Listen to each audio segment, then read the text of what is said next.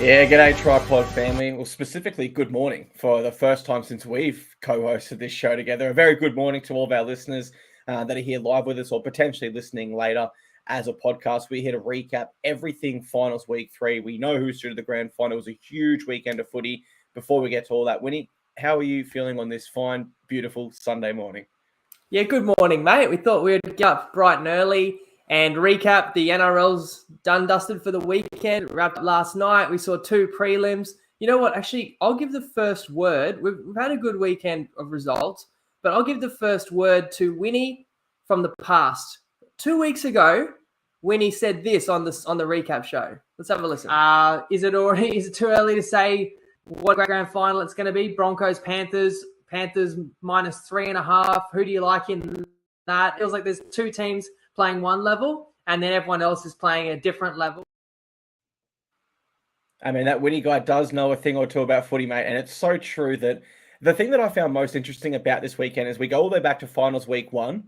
The Broncos pumped the Storm and the Panthers pumped the Warriors. We fast forward 2 weeks and we get that same result, but the opposite team's doing the pumping. And it just matches perfectly what we've pretty much said all year on the show, that the Panthers and Broncos just seem to be a level above everyone else. And I think that's exactly what we saw this weekend. Would you agree with that? There was a lot of pumping. It's kind of like, did we need all those weeks of footy? And it's funny, final series, just to look back on it, I feel like basically every team can hold their head high. Like nobody was devastated. Like I look at the Raiders. To make the 8 and to go out in golden point in a game, no one gave them a chance. Like they can hold their heads high. All right, the Sharkies, you can say they're disappointed, but they did only lose by 1 point and people had written them off a month before the finals. So like they're probably almost the most bitter team, but the Sharkies weren't going all the way this year. So yeah, they could have gone one further week. You got Melbourne. Well, Melbourne got to a prelim. I know they got pumped a couple of times, but Melbourne did well with what they have to get to a prelim. The Warriors exactly the same. The Warriors, it's a great success this year to get to a prelim. The Roosters got through to week 2 of the finals, only lost in the final minute. And the Knights, they got that home win and they got through. And like that, it would have been a big upset to beat New Zealand in New Zealand. So it's kind of fun. And you go through to the grand final. We won't step on the grand final too much. Of course, we'll do a deep dive and a massive preview on Wednesday. But like, if Penrith lose, no one will really heap on them. They'll say that's awesome. 4 grand finals in a row. You won 2. If Brisbane lose, no one's going to bag Brisbane for losing to the back-to-back premiers, and it's going to be a great season. So, I don't know. You almost want more drama where you want 1 or 2 teams that gets rattled. But it is nice to have the best 2 teams of the season meeting. And I just thought it was funny. We've been talking about that. Grand final's been looming for 2 weeks. And pick the line as well. It is 3.5. If people are interested, they can definitely share their opinion on who they're leaning instantly. I'll keep my powder dry there. And I've got to admit, as we came into this final series, I really wasn't excited as I've been in previous years. Typically, you always hear, oh, it's finals now. It's a brand new competition. Anything can happen. I didn't really get that vibe this year. I just felt that from the start, those sides were going to have a little bit too much. Maybe not so much the Broncos, because I did tip Storm in round 1. And then depending on who won that, I kind of favored them as the side to meet the Panthers. So Broncos, I think fair play to them. Just a quick recap of the finals. Broncos beat Storm in finals week 1, 26-0. We get the Panthers beating the Warriors 32-6. The Roosters pick up a 1-point victory over the Sharkies 13-12. And the Knights defeat the Raiders 30-28. Just to capture that week there, Winnie, I think looking at that, the team that would be most disappointed would be the Sharkies, just because they didn't win a finals game last year. They didn't win one with John Morris. There is a concerning trend. Whereas Storm and Warriors, yeah, they were pumped, but they came back and won. Knights got a win in front of their home fans, so Raiders gave a good account of themselves. Do you agree that Sharkies would be the most disappointed team this final series? That's how I see it. But even they would feel they should have won that game. They lost by the narrowest margin that you can. Yeah, they did. And then, you go to the second week there. As we said, the Storm and Warriors didn't give the best account of themselves in week 1.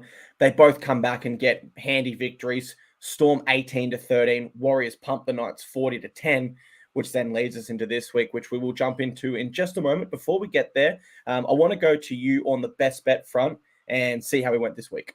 Oh, yeah. Thanks for reminding me. So We had to wait 2 weeks, but it was worth the wait. We had Melbourne stage of elimination prelims. So you didn't really have to sweat that one. We'll get into the game in a minute. So that cashes. That makes us 5 from 5 best bets during the finals. And then the mixed matchup was Warriors. The bonus mixed matchup was PNG to have more points than Storm and Warriors combined at 50-1.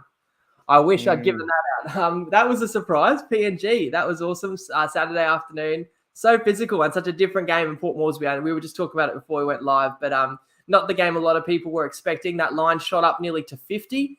And PNG got a lot closer to their opponent than either Melbourne or New Zealand did. So getting back to the actual mixed matchup, it did get up. Was Warriors to have more tries than Melbourne. And as we know, Melbourne only put up 1 on Friday night, and the Warriors had that within 12 minutes. So that was a handy weekend from that perspective. And with that, we can announce that regardless of what happens on grand final, if you followed our man Winnie's tips this season, including best bets and mixed matchups, you would have walked away with profit. No matter what happens next week, you will still end up with profit. So this is 9th consecutive season of turning over profit for our viewers, completely free. Not a dollar charge. Now, there's a lot of betting podcasts out there, a lot of fun ones, all that sort of stuff. There's paid services, but I've just got to take my hat off, man. I won't physically because we're in the morning and I haven't done my hair, but I've worked to take my hat off to you, mate, because to do this for free and to win 9 years in a row, mate, I can't even win 1 week in a row when it comes to my tips. So free and consistent tips, mate. You are the top dog in that arena. And if you did listen to my tips or guidance this year, then you're probably living out of a cardboard box right now. So let's quickly move on from my horrible tips this year and go to the Panthers v Storm. Panthers get up 38-4. I'll kick us off. A 34-point winning margin here, which off the bat, you do win our head-to-head prelims challenge. I thought Storm were more of a chance. You thought Warriors were as a difference of 4 points. I got close, but you got me there again this year. I thought Storm, we go to the start of this game, and it was really clear, given we'd already seen these two sides face recently at Bluebet, they had to do something different. And they tried to be super physical and aggressive, and I kind of liked that game plan. The problem was they overstepped the mark a few times, made a few errors, and before you knew it, Panthers had already scored twice in the first 10 minutes there. Where I thought Storm could still be in this, they had Welch and Grant to come off the bench, 2 of their best players. But, you look at this game, outside of a really bad and uncharacteristic missed tackle by Isaac Tungo, the Storm didn't look that dangerous. And we're talking a spine of Meaney, who's been one of the most improved players this year, Munster, Hughes, and Grant. I think for the Storm, when I look at this one, I actually don't think their spine was that bad. I think it was their non-star players that didn't step up and reach that level that they needed to allow the star players to take over, like they had in previous seasons. There was players at the Storm back in the day, such as a Tim Glasby, that played Origin even, and he wasn't that much of a special player. He just worked hard and did what he needed to. I hate singling out players. I've got a few names here. I don't really want to offer them, but I'm sure our viewers know who I'm going to say. I thought Remus Smith, Marion Savan, Trent Liero were probably well below their standard of what they would expect in a prelim. And that's a list that I could extend by another 6 or 7 players. Were there any other centers that you think maybe had a few bad reads in defense, or are you a bit afraid of the fan base? Well, here's the scary thing. Justin Olam did score their only try. So I still had him as a top performer, but I thought he played bad. And that just sums up where the Melbourne Storm are at that game. But look, put simply, to beat Penrith, we know all the way back to 2020, you need to be at least a 9 out of 10. They completed 65%. I counted 3 tries in the first half. They missed 50 tackles. They gave away 11 combined penalties and set restarts and made 13 errors. They were so far from their best that all Penrith had to do is play their usual game. They did that, and subsequently they blew them off the park like they do every single side. How did you see this one?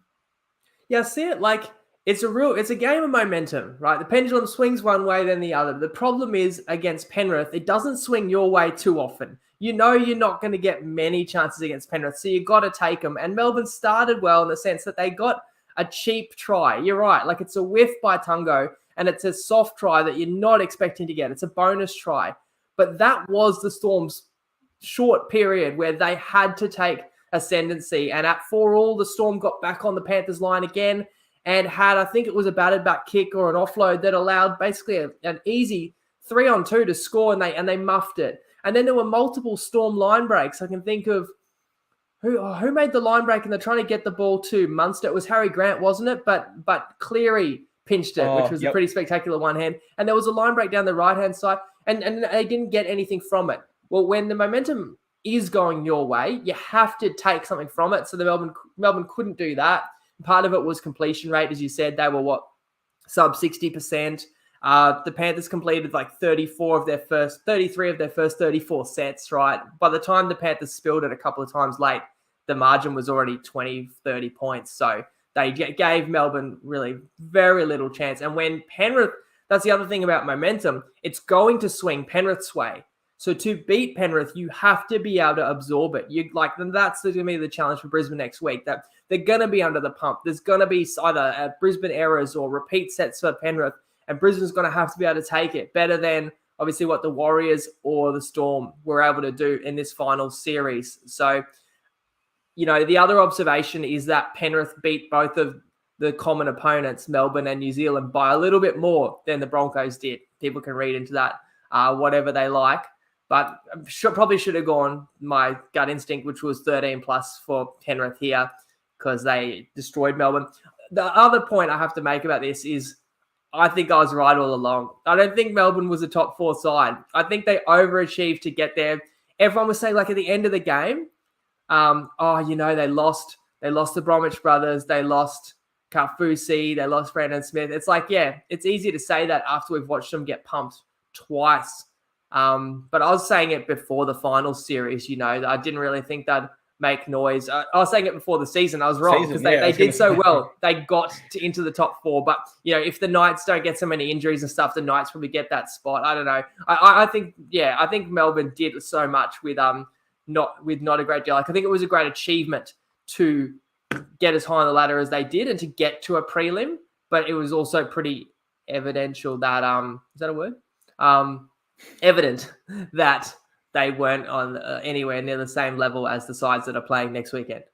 Yeah, mate, you look at the ladder, like, you're right. They finished 3rd this year, which I was happy about because I did think they'd still be top 4, but they weren't the side I thought they'd be. So I got really lucky in that prediction, if I'm absolutely honest. I probably deserved to get it wrong. And that's just by nature of sides like the Eels, the Cowboys, and the Rabbitohs that were meant to feature in this top 8 and potentially top 4. Just really fell away towards the end of the year, whereas the Storm just managed to get a few wins there when it mattered. So the difference of this season was just a few moments in games throughout it that really could have swung this ladder in crazy different ways. Let's have a quick word on the Storm season. So it's a side that finished 3rd, made a preliminary final. By their standards, or by my standards, I think it's a C+, a B. But by their sense, they probably feel like it's a fail, if I'm absolutely honest. That's how lofty they are and what they expect down there. I think their core playing group is still there for next season, and it's still strong. And, of course, Ryan Pappenhausen should return in the preseason, which gives them Nick Meaney as a utility who can play centre, wing, fullback, 5'8". He can play anywhere. So I do think they are in a good place next year, but my view is they need to hit the market. They went for Tarek Sims and Aaron Penne this year from the Warriors and Dragons, respectively. Neither had much impact at all, particularly when you consider the losses they had. So I do think they need to hit the market for another quality forward, and they have been trying. Like, they wanted Tino there, which, you add Tino to their pack, then I think immediately they're top 4 next year locked in. But I think they need a back row, and they might need to look at another centre. Remus Smith and Justin Olam, they are super quality on their day and elite centres, but we didn't quite see that from them this year. So maybe a preseason they could correct that, but if I'm going to have much to say right now, when I'm at the Storm and going out for a prop, a back rower, and a centre, how do you see their season and how do you see them going next year? With a bit of an early prediction, or very early prediction. No, I thought they did really well. Like, remember I said on Wednesday it'd be cool if we just went 3rd place playoff. Sorry, and that was so disrespectful for me to say that, like, to be already talking about the grand final in 3rd place, but it was kind of true. If it was Melbourne versus New Zealand this weekend, and then we just left it for Penrith, Brisbane. Anyway, we get that big dance next week. But, arguably Melbourne were the 3rd best team. And Pappenhausen, they probably hoped they got him back mid-season. They barely got anything from him. It's good to hear that he's targeting round 1 next year. And look, not easy to find, game-changing. They need rep level, forwards. Sometimes you just find them from within. Melbourne's developed talent before. That Jack Howarth, They spent a lot of money to retain him. And I look at the rest of the back row, Liero, King, Katoa, they still could have their best years ahead of them. So sometimes you get the improvement just from that natural development, but it wasn't all lined up this year. Even Harry Grant didn't look quite himself through the final series. And then you start to wonder, coming off the bench, was there some other underlying issue? So they could, and Hughes as well, I thought limped a little bit in this game, was struggling with the knee. So they can definitely retool, reload, and go again next year. And it's been so impressive how successful and how consistent they have been for basically a full 20 years under Bellamy.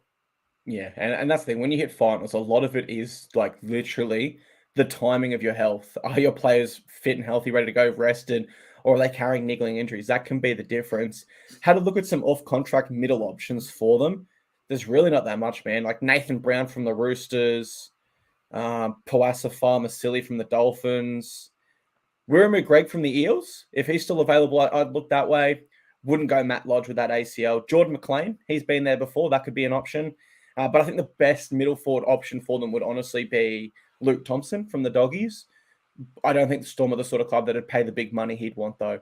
So I probably couldn't see that going ahead. And on the ladder, where you said there, you think Storm are the third best side. I'd agree. I'd go, now that we know who the grand final is, that will determine 1 and 2 quite obviously. But as it currently stands, 1 Panthers, 2 Broncos, 3 Storm, Warriors 4th. 5th, I'd go Knights. 6th, I'd go Roosters. 7th, Raiders. 8th, Sharks. Would you agree with that, or would you swap the Knights and Roosters? I mean, it just depends. I think the Knights actually had a higher level than the Storm. Oh, really? I think I said it on Wednesday. I think the Warriors would have beaten the Storm, this weekend in a mythical matchup. But they're thereabouts. You can't argue. They finished 3rd on the ladder. I give them a lot of credit because, as I said, it wasn't an ideal season for them for health. You want to have a word on? I feel like we're not that rapid. We don't probably need to go as in depth breaking down the postmortems of the losers. Yeah. But any word on Penrith? I know we'll get a great opportunity to talk about them on Wednesday, but just anything else you took away from what you saw from them on Friday? It's just hard to say anything negative. Genuinely, you can't really come up with any criticism of them. They are just at such an elite level that the question doesn't become, can the Broncos beat them? The question becomes, how do they beat them? Because it's just so obvious. Someone has to come up with something pretty special, like the Storm did all the way back in 2020 in that grand final. So when I look at this Panthers side, I don't see many weaknesses. And it doesn't matter if they're against the Storm, Warriors, Broncos, any of these top sides. I struggle to come up with genuine reasons why I can tip the opposition. Why I said the Storm could be a chance here was literally just based on their reputation and the fact there hadn't been an upset this year in the finals. But I didn't believe that in my heart because this Panthers side is just so good. It's insane. Let's move on to the Broncos and Warriors. Suncorp Stadium, Brisbane, you were there last night. I'm guessing that city was pumping, mate, because the AFL final was just before, and they won that one as well, didn't they? That's right. I was in Brisbane. I didn't end up with a ticket to either game, but I was happy to just be bunkered down and watching it all. There's even a music festival last night. So Brisbane was pumping, and both Brisbane teams did get to the grand final. In both cases, in AFL and NRL, we got 1v2. So it's very exciting for next weekend. I'll let you have the first word on this game, though. I mean, I was very happy. Obviously, the Warriors getting out early and scoring, that DWZ double and an intercept in the 12th minute secured the mixed matchup. I thought we really had game on there, but Brisbane it actually woke Brisbane up. I said during the game, the worst thing Warriors could have done this game was score those early tries because now Brisbane's not mucking around at all. Yeah, it was Broncos v Warriors. Broncos got up 42-12, and there is no better way to cash a mixed matchup than an intercept runaway try. You're right. Straight off the bat, in this one, I put my money where my mouth is. I didn't put it forward as an official tip on the podcast, but when he can verify this, I did say on the previous show that based on recent results and the fact that the Broncos beat them in New Zealand, missing a lot of their stars, I didn't give the Warriors too much of a chance here. I messaged Winnie before and said, mate, we've got to jump on Broncos minus 29.5 at the line at $6.50. It's a bold bet, but the ticket cashes only just. Now, I will say that we were extremely lucky in that, but if you're a Warriors fan, you probably feel extremely unlucky based on some of those referee calls and decisions. Some really tough calls by the ref, but some even tougher calls that were just missed entirely. Everyone knows what they're going to say next. It's the Reece Walsh forward pass. All I can say on that is no wonder they are sending the Broncos to Las Vegas next year. The NFL fans are going to love those passes by Walshy. But in all seriousness, really, really bad to miss that in such an important game. For what it's worth, the Warriors coach, Andrew Webster, post-game said, doesn't matter. We've got to be better enough to respond and react based on what we do and not what decisions the referee makes around us. And I thought that was a really mature answer by him. Looking at this one, in the end, the Broncos had 11 line breaks from 48 tackles. Now, please someone correct me if I'm wrong here whilst we're live, but from me covering the sport this year, that is the highest line to tackle break ratio I've seen across the 2023 season. So I'm sure that whilst the calls were tough on the Warriors, they have to be bitterly disappointed in that. Almost a 1 in 5. If you made a tackle break, you were breaking the line completely. It also felt the Broncos were suffocating them with their defense. And when I looked at that stat, I got surprised here. I'll go one step. I'm literally shocked. The set difference was an average of 3 meters in the Broncos' favor. It just felt like they were suffocating them a little bit more, I thought, watching it live. The other area for the Broncos, which has to have them excited looking forward to next week, is the offload count. That was at 23. Again, I believe that's the highest of anyone in 2023 this year. And when we look forward to next week, ever so slightly, how do you beat the Panthers? You want to get them off rhythm. You got to come up with different ways. Offloading is a great way to do that. Ultimately, I think in this one, the Warriors can look back and think, look, we've gone to a grand final qualifier in a season where last year we were second last. We need to be proud of this. Off the field, we've captivated our entire country and the wider rugby league audience with funny little songs and catchphrases like up the wars. So I think the Warriors need to be genuinely proud of this, and they do have a solid base to build on for next year. And for the Broncos, my final thoughts here, Winnie, is I think they've shown me enough in this game and throughout this final series that they can compete with the Panthers next week. It's the first time in a long time in a finals game against the Panthers where I'm genuinely thinking they could be beaten. But I'll have to have a little bit more of a deep dive before I can say for sure. How did you see this game between the Broncos and Warriors? Yeah, when you watch Penrith play, you go, like recently, they're unbeatable. No one can beat them. But when you watch Brisbane play in these finals, you have the same thought. So Penrith aren't unbeatable because Brisbane can. Brisbane's actually at that, and we've seen Brisbane actually do it this season. I know Penrith's come a long way since then. I think you're dead right about the offloads. I was watching last night, going, wow, like that they were fearless. And when you get in front by that margin, it's comfortable. It's easier to have a bit of fun and throw it around. They were just on a vibe, but I was saying they're going to need to bring this into next week. I absolutely agree that that's a key to combat the physicality of the Panthers and in the yardage battle. If you can generate some extra tackles, basically, and pull some middles in and then maybe shift the ball out wide on the back of offloads, that could be an avenue for some opportunities for Brisbane next week. But as for the Warriors, a few things. And I will talk about calls because I feel like they did get royally stitched up. I mean, at least if you're in New Zealand, you're watching the game, you saw some of the best highlights early when it was only like 10:30 local time. It kind of got worse and worse as the night went along, and maybe you could just at some point go to bed. Phenomenal season for New Zealand, right? And you just want to get yourself in a prelim so you can be a chance. And early, the Warriors got first blood and had that patented right edge move where Johnson digs into the line and they got Herbie interested, and out the back, and Chance lays it on to DWZ, and he must have had near 25 tries this year, including finals. So he puts them in front. Broncos strike right back. But, straight away, Johnson wasn't kicking for goal. I can't agree with that. Like, the calf injury was on the other leg. He was still kicking off. He was still taking dropouts. He's still kicking in play. And Pompey missed all 3 of the Warriors' first half conversions. So it was only 4 tries to 3. Adam Reynolds drilled them all. I know they weren't all out wide like Pompey's were, but Reynolds drilled a couple from out wide. Like, that's a big difference there. You'd like that score to be 22-16, but it was 24-12. So it was already a bit of a gulf there. So I can't explain that one, really. Like, I could get it, Johnson going, oh, mate, you've been doing well. I believe in you. But, like, he would have been the better option. So that's a little mistake by New Zealand. Brisbane, it did feel like they knew, all right, no mucking around here. And while their defense was a bit off and Kevy gave them a spray at halftime, despite being up 12, the attack was just ridiculous. And it centers around Walsh.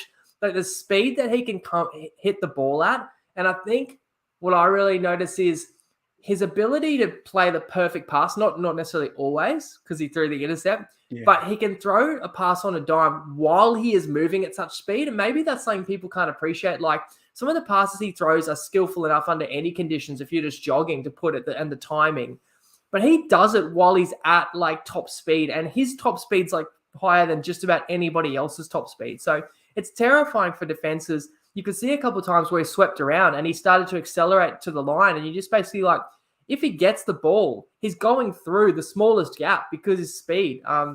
So that was thrilling to watch. He definitely redeemed himself for the early era. And Brisbane wins it by 30, right? And Brisbane looked ultra impressive. They got Carrigan off early. They got an early mark for Reynolds, and they did ultimately rest Walsh as well. So it's a successful night for Brisbane, and we should say that for Penrith too. Like Luai got through the game, didn't have to do a great deal. Took some runs, test himself out. He's going to be there next week. The jury's still out how much he's struggling with the shoulder, but he got through. Everybody got through for both sides. You love to see it. Once Penrith had won, I really did want Brisbane to win to give us this awesome grand final. No one's going to have to worry about the judiciary as far as I know either, right? So we get like both sides come in at full strength, which is awesome. As for this game though, the Warriors did get stitched up, and you can let us know in the comments. I mean, there's a forward pass call in the first half for an Egan dummy half pass to Jazz Tavanga, which wasn't forward. Like, it's flat at best. I know he kind of double pumped, but you're pulling that up when no one's even calling for it. Like, that's brutal on the Warriors. They had made a couple of errors early in sets before that, and that just put them right under the pump there. And then you're not calling the forward pass on Walsh, which is shocking. And I know that they said, Walsh is so fast that the touchy just couldn't keep up. It was so blatant. And I'm just going to go back to something. I've only said it for the last 9 years. Why can't the bunker rule on a forward pass? It's the most stupid thing. Because camera angles can be deceptive. Because a ball could float forward but be thrown back.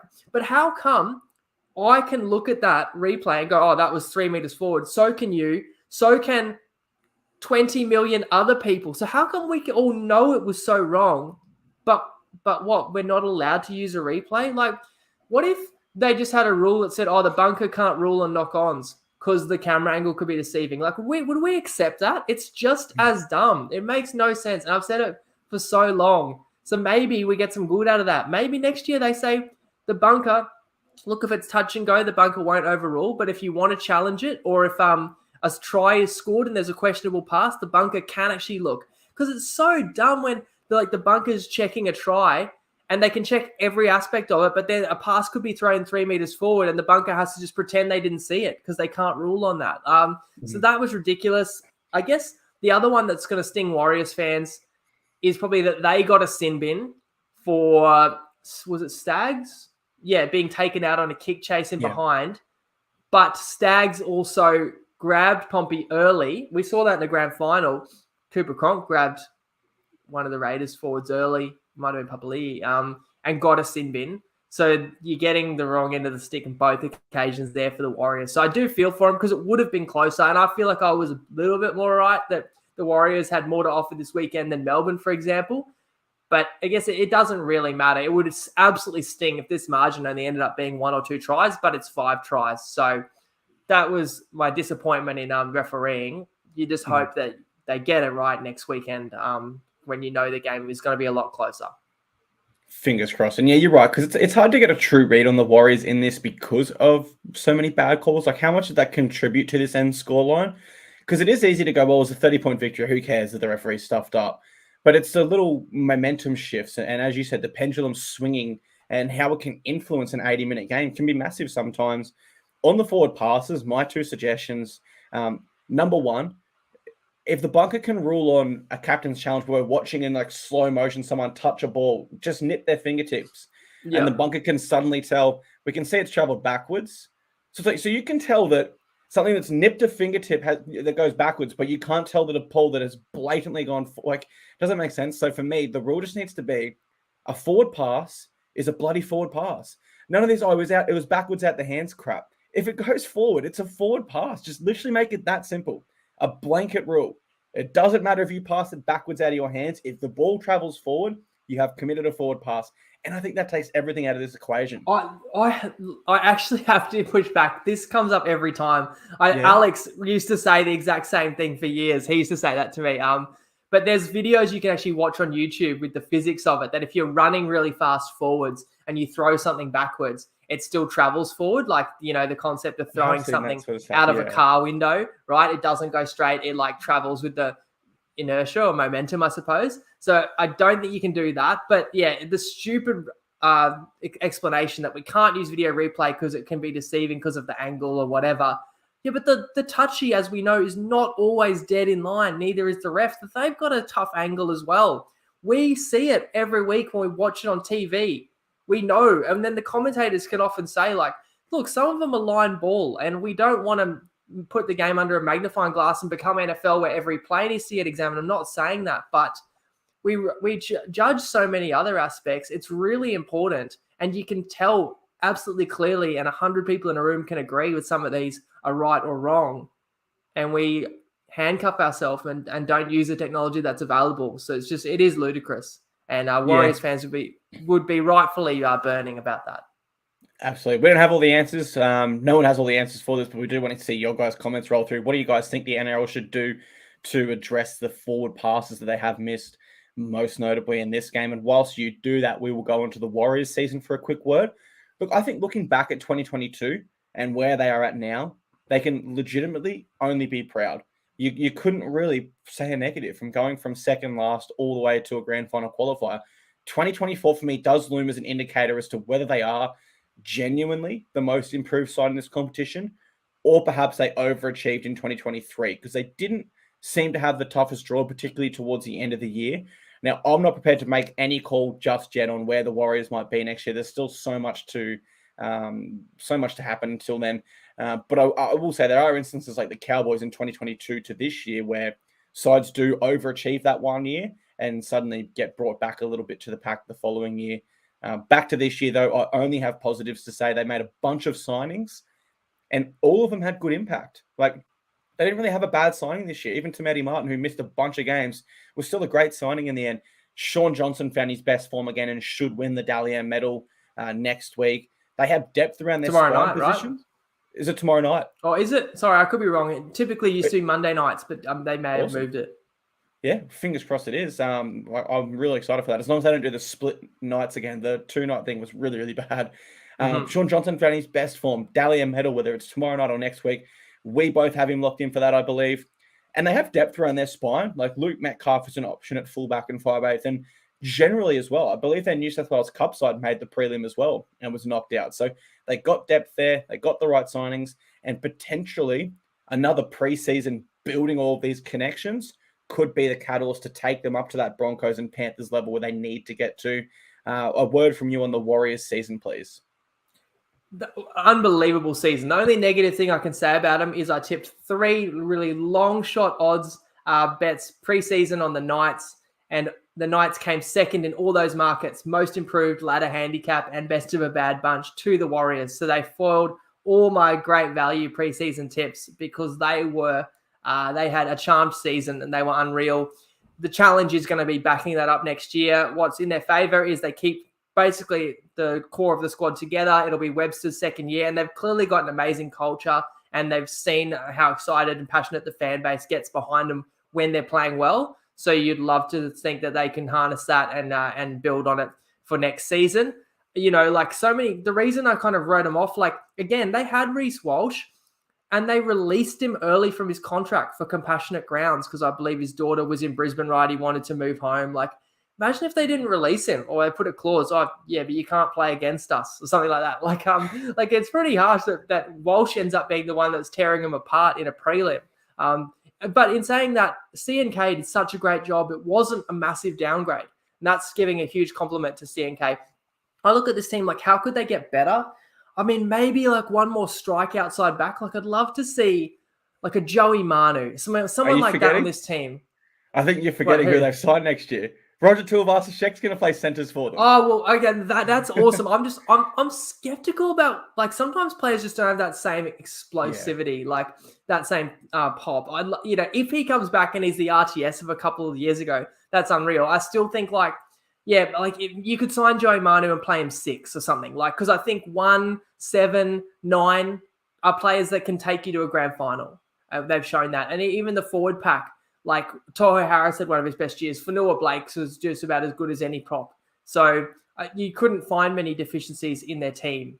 And look, Metcalf had a great year. He'll come back. And Tamara Martin also injury disrupted. So I don't have to come up with a lot of reasons where the Warriors get better. It's more, you're right. We've seen these Cinderella runs from teams and nothing is guaranteed the next year. And you don't sneak under the radar the following year. Everyone's up for it. Everyone knows what to expect when they play you. So sometimes some wins are harder to come by. So it will be a big challenge, but they've got the DNA there. And it's awesome to see. I feel like the competition is more exciting when the Warriors are going good. That will honestly be the biggest challenge for the Warriors next year. Every single young outside back is going to be thinking, or any backline, we're coming up against RTS, a former Dally M medal and All Black here. We've got to be at our best. And more widely, the side is going to be knowing we're up against a top 4 side last year. We've got to give a good account of ourselves here. And you do see sides, like I'll give my side, the Titans, for example. We play better against sides like the Panthers than we do like the Seagulls, someone who's like a middle tier compared to a top tier, just from that mental shift in mental against the tougher side. And that's the challenge the Warriors have next year. But for what it's worth, man, if I have to give an early prediction now, I'd lock them into the top 8, I think. Still a lot to happen until then, but this is a side that under Andrew Webster look to be headed in a really, really positive direction and have a key signing in RTS next year. But that will go ahead and wrap up our show. That is our NRL 2023 preliminary final recap. Hopefully you had a great weekend on the punt. Fingers crossed your tickets cashed like my beautiful Broncos bet did. New king of best bets right here, baby. But no, thank you very much for watching our show, whether it's here live with us on this Sunday morning or afterwards as a podcast. We appreciate you all the same. And of course, we will be back Wednesday at 6:30 p.m. for our biggest show of the year, a massive grand final preview, and we can't wait to see you there. So thank you very much. Yeah, unreal grand final coming up. Can't wait for Wednesday. But hey, it's only Sunday morning. So enjoy the rest of your weekend, guys. And then your week next week. And we'll be back to chat Wednesday. Have a good one, guys. And